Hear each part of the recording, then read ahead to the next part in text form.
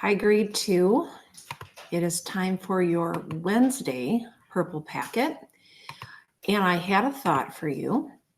I'm going to bring up the screen to show you it. And I'm going to make it nice and large. And I thought if you feel like you are able to know these answers on your own, you might want to try this on your own by writing the answers on a slate or a piece of scrap paper. And then start up the video again when you're done and see if you had it okay or what areas you would do differently. So I'll let you consider pausing, looking at the screen and trying your own answers, or you can just continue playing it and learn as we go. Okay, I'm going to make it in a way that I can write on it now. Okay, so our first task up there is to decide if we're going to use a or an, the articles. And the way we decide, of course, is from the word that comes after that choice, if it's a vowel sound or a consonant sound. So this sentence is saying, she said it was a blank. I'm sorry, I already kind of filled it in, didn't I? She says it was blank ugly dog. Ugly has a U at the beginning saying, that's a vowel sound. So choose an for vowel sounds. So the sentence would say, she said it was an ugly dog. The second sentence has this word in front of the blank, oven. Oven starts with as well. So we would choose the same choice. We need an oven to bake cookies. All right, on to if we're going to have formal or informal circle.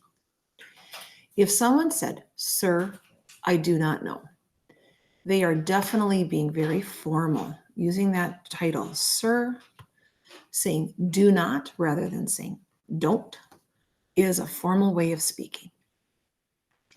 For number 2, it says later, Gator. And that is just kind of a silly, slang, friendly way to say, I will see you later. And because it's done in this other style where it's kind of silly, made up slang words, that's informal. Okay. And our third one simply says, quit it. Now, it's all complete, but I think if you're going to be more formal, you would say, please quit it or please stop. So this is more of an informal style of speaking. Okay. On to our edit the sentence. The pencil's eraser reminds us that we are editing the sentence fragment. Fragment means only a part. Yeah, this sentence is not complete. It says this is only part of a sentence. Rewrite it so it is a complete sentence. So there's more than one way we can do this, but this is really kind of, you might think of this as an action. And the action part of the sentence lots of times is what's called the predicate, and it's lots of times the last. So we can make this sentence more complete by adding something at the beginning. So I've drawn our upside down V, caret, to insert something. And I'm going to slash through this capital R because that's not going to be our first word anymore. We should mention who. Who is reading with a friend? So we can pick anybody. We could say, Bob is reading with a friend. So that makes the sentence complete. We have a part of the sentence at the beginning called the subject, Bob. That's who the sentence is about. Add in that little word is to make it sound great with the action, right? Time to go on to the idioms, right? And it says, write the meaning. If somebody said that was a ripoff, what do they mean? Is there some sort of tearing happened, some sort of ripping? No, it means it wasn't worth the money, right? Wasn't worth the money or wasn't worth the time. So let's just word it that way. Wasn't worth it.